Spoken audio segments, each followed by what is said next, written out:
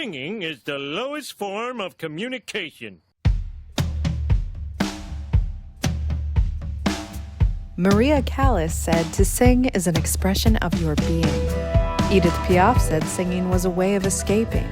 And yes, Homer, the other Homer, said it was the lowest form of communication. What do you think? Why do we sing? Where does the voice come from? My name is Karen Myatt, and I pose these questions and more to some of the greatest singers of our time. Welcome to La Voce Vita.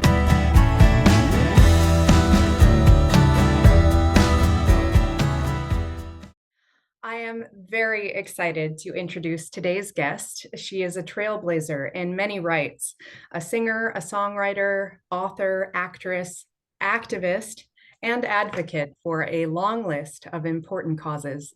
She's released 11 albums, including her latest just this very June in 2024, and is even an honorary doctor.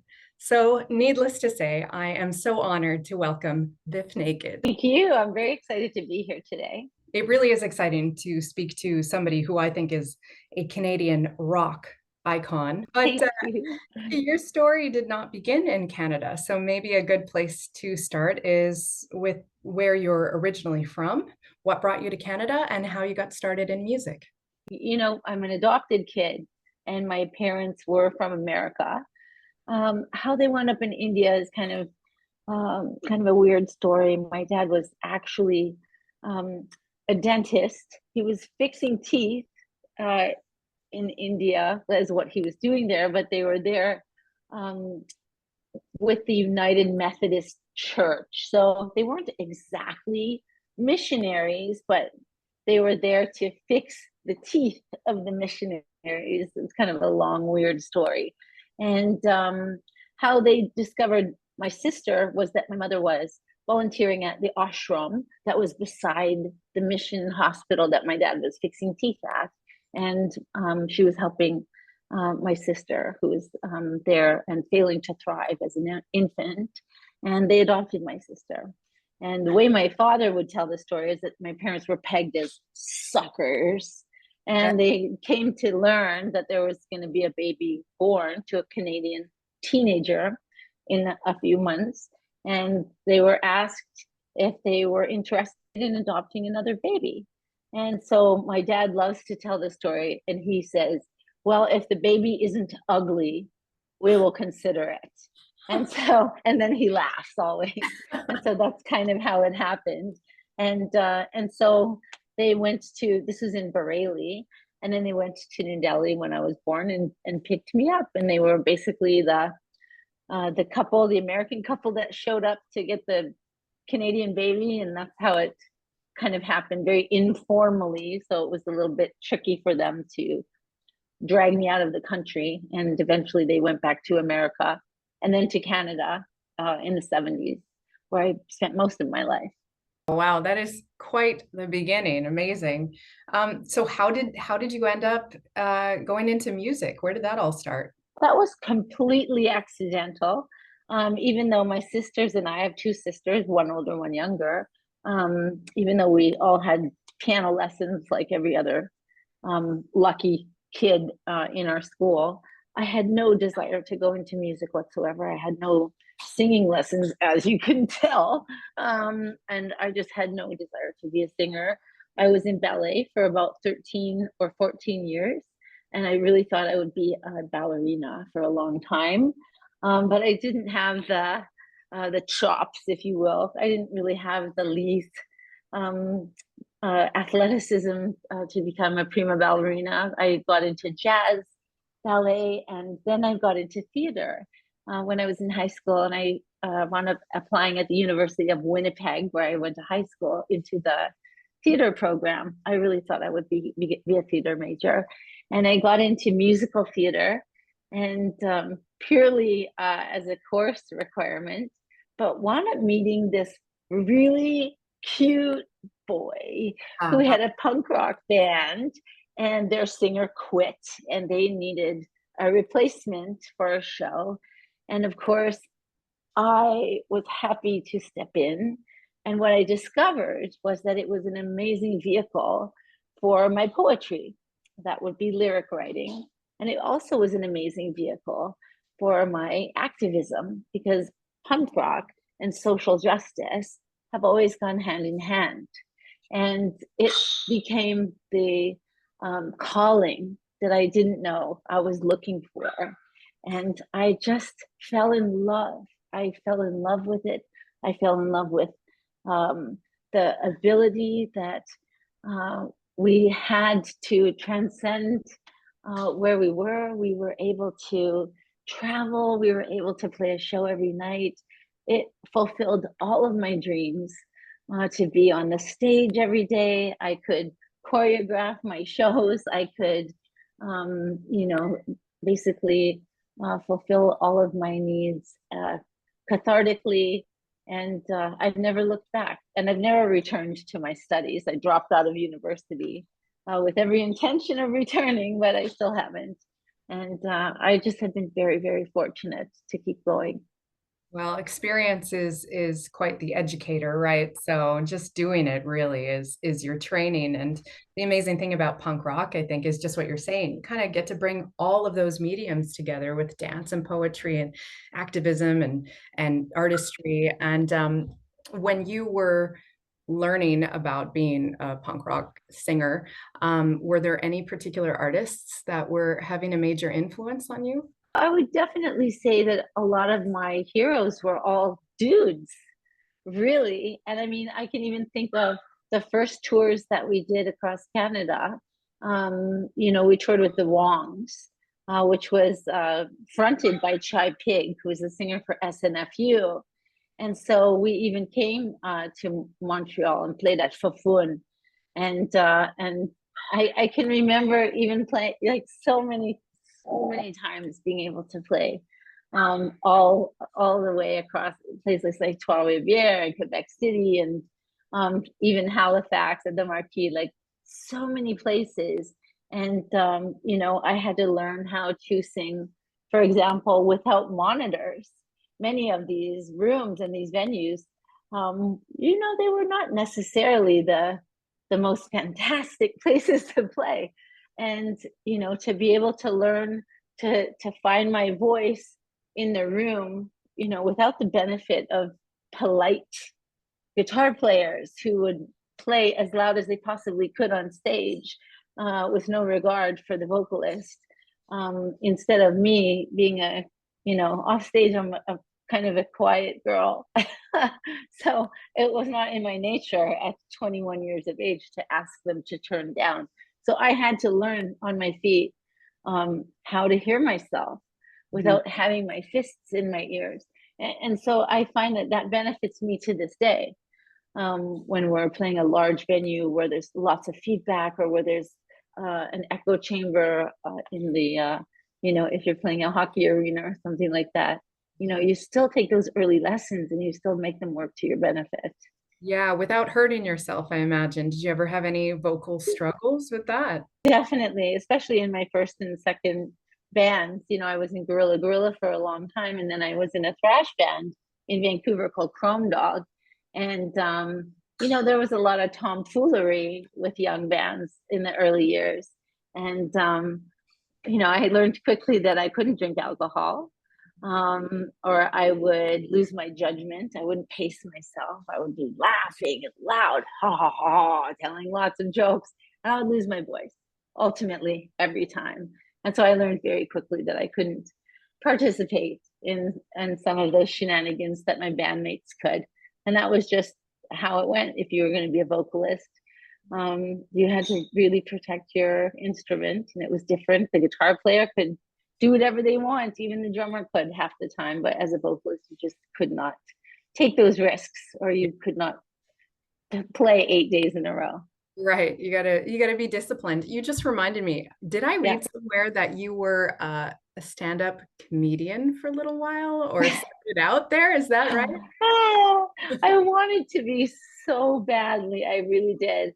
And that was really what I went to theater school for. I really thought that would be my kind of the arm of theater and drama that I would love to work in.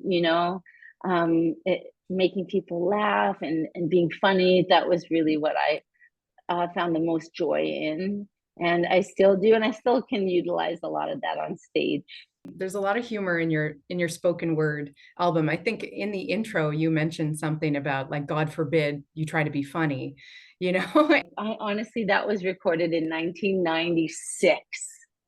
So I laugh when I hear it now. It just makes me laugh because I go, oh my gosh, like that was just me and a microphone in my manager's studio.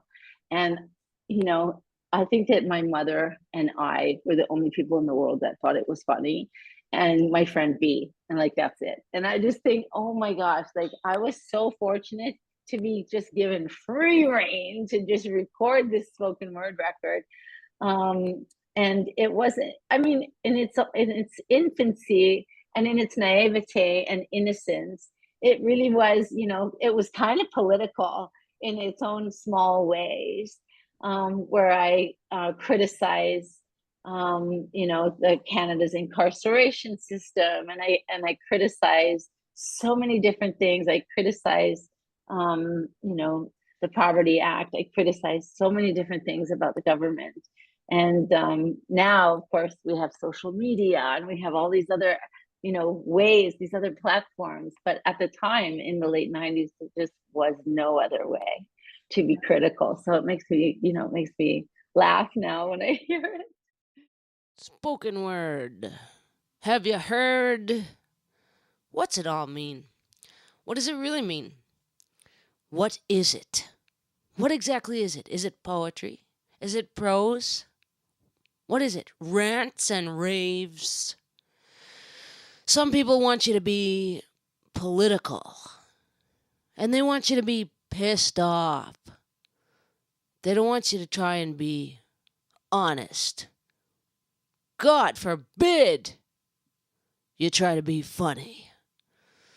So, there's nothing more I can say, except that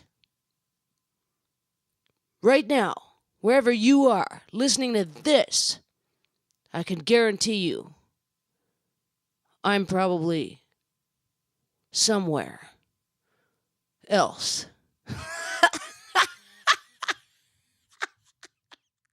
As a singer, did you ever find that you were imitating anyone? I mean, you have such a distinct sound. I wonder if you always had it connected to your own individual voice or if you were ever mimicking anyone. I think I was, for sure. I think that on my very first tour, I mean, Ken Chin, you know, he was such a mentor for me, and he showed me the ropes. You know, he really did. And, you know, in many ways, there's a lot of antics, my stage antics, you know, or lots from Ken. And even some of the ways that I paced myself vocally in a song, especially live, you know, I learned a lot from him, and I can still hear it definitely when I listen to it. Yeah, for sure, he was a huge mentor for me. Well, your sound has always been super unique. And there's a question I like to ask singers, and that's, where does your voice come from? It can be a bit abstract, I guess, this question, but for some people, it's a really kind of spiritual experience or metaphysical, or perhaps you're a messenger from some higher power or energy source, or maybe it's genetic or generational. Where does your voice come from?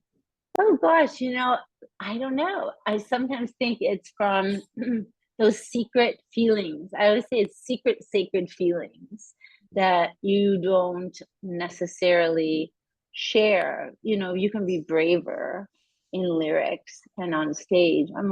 I'm so brave on stage that I'm not in my real life. And you know, that becomes it, and it never changes, no matter how old I get, which is like outrageous. You know, you think as I would mature, I can be like a little more brave, you know, as a person in relationships, or, and it is, nope, never, it's never true. You know, it's never, it doesn't seem to ever get true.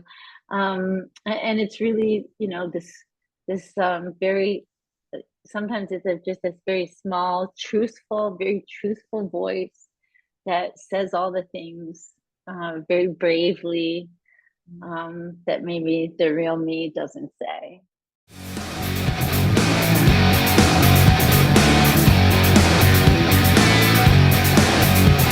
You left me like a broken doll in pieces as I took the fall. For you, you don't chomp. You left me free falling like space junk, burning up in the atmosphere of life. Well, I sound like a philosopher, but I'm a fool that's off a rocker, as I let you in my heart that one last time. I've had enough, made up my mind. I'm gonna get up and out and wild. I love myself today, not like yesterday. I'm cool, I'm calm, I'm gonna be okay. I love myself today, not like yesterday. Take another look at me now, 'cause it's your last look forever. You've had a ton of hit singles. I know for myself and a lot of other young women from my generation, I Love Myself Today was an anthem for us. Cool. Yeah. Cool. So as a songwriter, what's your process like for that? Does the music come first? I know you're a poet, so probably the lyrics are the driving force. Maybe? For me, you know, I'm always a lyricist first and foremost. What I always like to do back in the day is get a cassette tape from the guys. I'm a terrible guitar player, and I don't like, you know, writing on piano or anything. I've never really, you know, felt I was good enough to do it. It's very rare that I would write all of the music and also the vocal melody. I've always been a collaborative writer, having come from bands and stuff. What I always prefer to do is get a riff tape or a riff from the guys and then sit with it myself and work it out. I just am too self-conscious to sit and write in the round. I never liked doing that. I hated doing it at band rehearsals when I was younger. And I find I'm the same way today.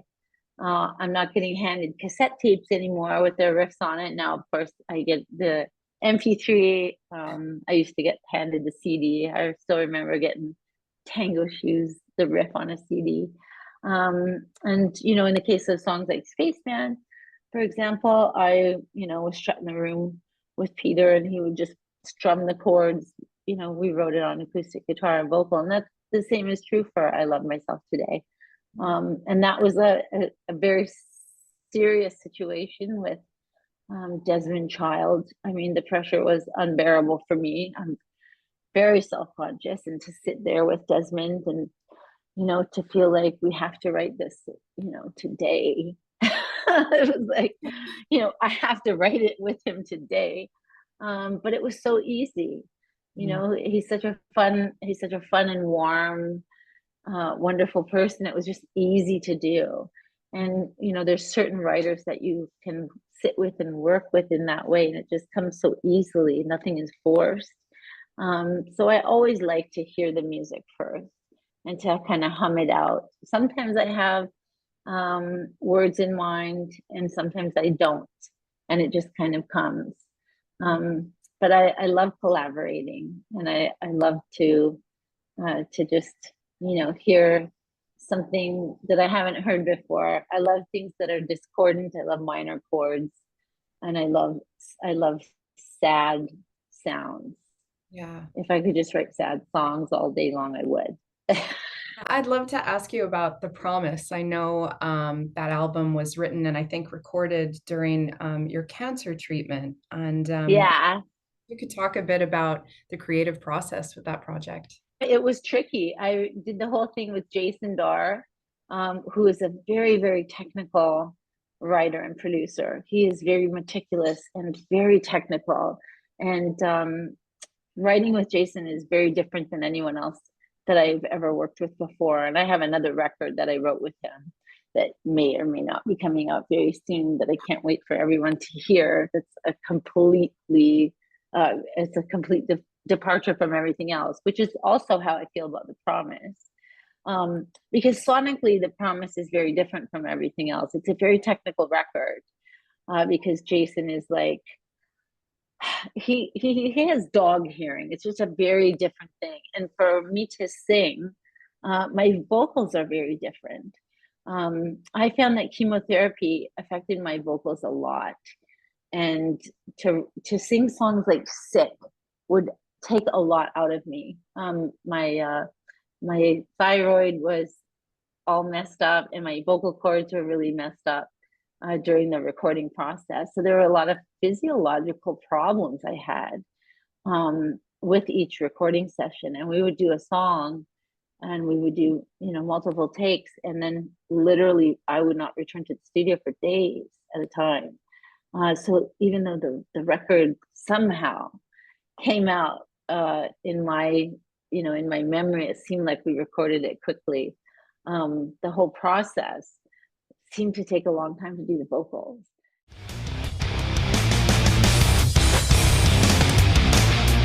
Face down, I woke up on the floor again. Spit it out, the words I never say again. How can one create the mess I'm in? Easy, happily invited in. I feel the sky is closing in. My chest it hurts, I cannot breathe. It's blinding me, I cannot see. You wake me. You make me sad, sad, sad. You wake me. You make me sad, sad,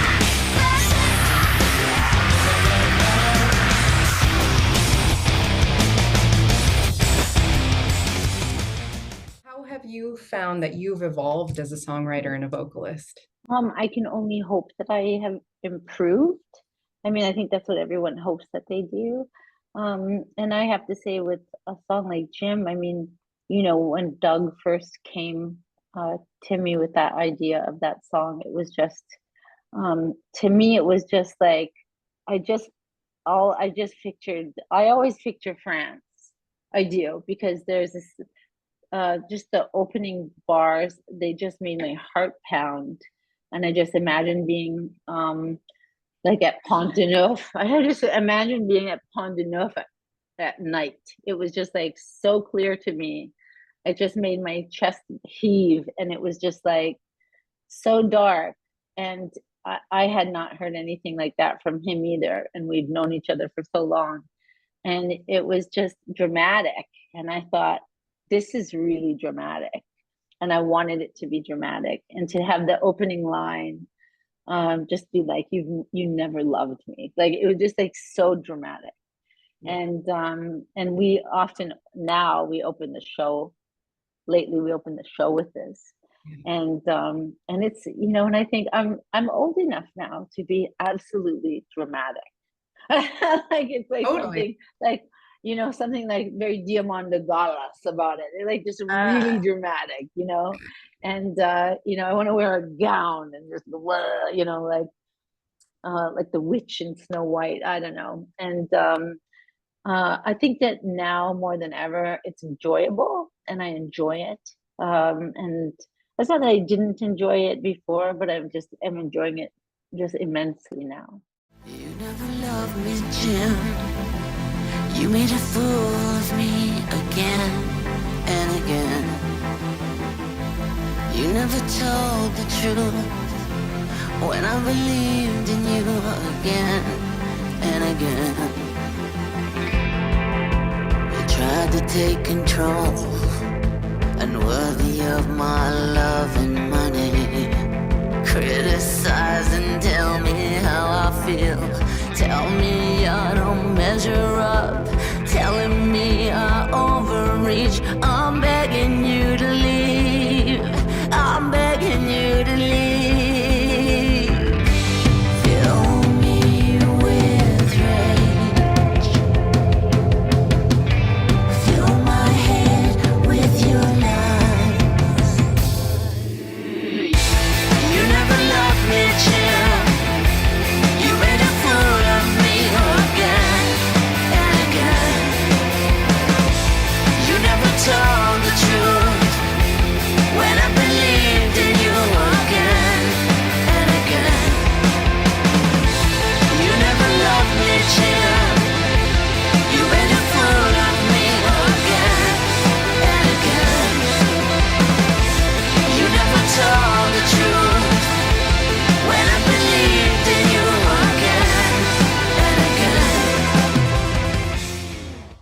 some people in my life that would be very upset if I did not ask you about Buffy the Vampire Slayer.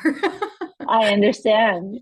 I So understand. I know you are an actor as well, but you appeared as yourself Yes. singing Lucky in an episode. What was that like? And did you sing live?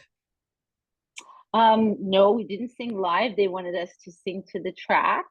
We were in the middle of, I think, like 2 or 3 different tours that summer. We were on Lilith Fair, going back and forth between Lilith Fair and touring in support of the cult. And so it was a highly stressful tour schedule that summer. And then we had to stop and get on a plane and fly to Los Angeles and be on the Buffy show. And it was hugely stressful. And I was freaking out, obviously, because we were going to meet Sarah Michelle Gellar and Seth Green. And so I was flipping out. And she could not have been nicer a person. She was so warm and so welcoming. And Seth was hilarious. And the crew was amazing. And they had snacks. And we had lunch with them. And everything was just, they were just so nice. And it was a pivotal episode for their show and for her overarching storyline. And it was just, it was just such an honor. Like, we were just so honored to, and her fans were like really into it, and they all loved the song. And so it was just, it was just so enormously gratifying for us, especially, at that time. It was like, I forget what year it was, in the late 90s, like 99 or something like that. But it was just such a thrill. That's so cool. You didn't write that song for Buffy, though, did you? Did you write? No, that song, I actually wrote that song with my boyfriend, and wanted to get that song on my first record, and it was turned down. Oh. And so, and I always kind of held on to it. I loved the song so much and tried to get it on my second record, which is Ibificus, and it got accepted.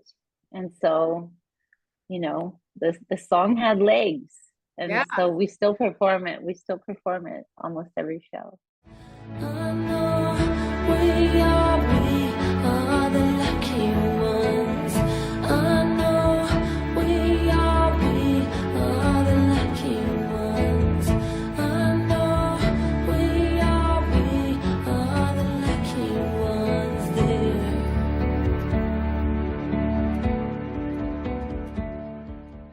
If you had to put one song in every show for your entire career, what would it be? Oh, wow. I would still say it would be Spaceman. I would still say that, because Spaceman really is a song of longing. It really is. And I think that for me, it's a song that turned the corner for my career. It is a song that, was a response to me really being frustrated and feeling very, very lost. And like everyone, at the time, I think I was 23 years old writing that song, I wanted to be saved. I wanted to be rescued. And, I think that no matter who you are, I think that a lot of us are still waiting to be rescued a lot of the time. And we don't realize no one's coming. No one is ever coming. And we have to always just, I call it, for me, I always have to just say, I have to put on my big girl pants. And I hate that. I don't want to, but I have to. And I think it's like pulling up our socks.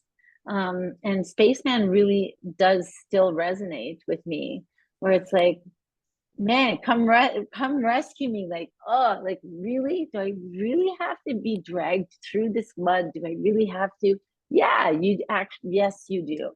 And everyone mutters to themselves, whether they know it or not. And often when I'm muttering to myself or talking to my dog, I go, yeah, yes, you do. And that's usually me going, yes, you have to drag yourself through this. Yes, you have to.